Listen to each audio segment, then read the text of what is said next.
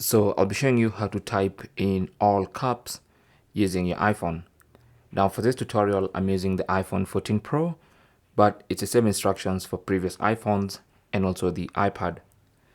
So when you're typing on your iPhone, it normally starts by auto-capitalizing the first letter of every sentence and then continues to lowercase.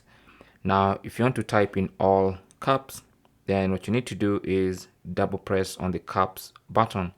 If you press it once, it's only going to capitalize once, one letter, and then continue in lower caps. So what you need to do is double tap on it.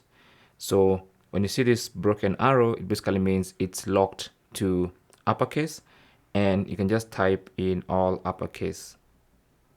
Okay, just like that.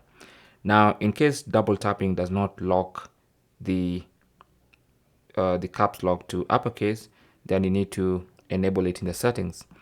So if you go to settings on your iPhone and then go to general, and then under general go to keyboard, tap on that, and then look for enable caps lock. So if it's disabled, then that's the source of your problem. So what you need to do is enable that.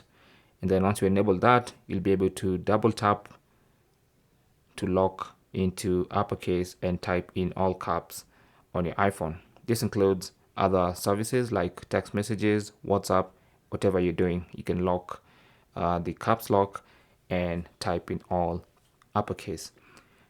Thanks for watching. Leave your comments and questions down below, and good luck.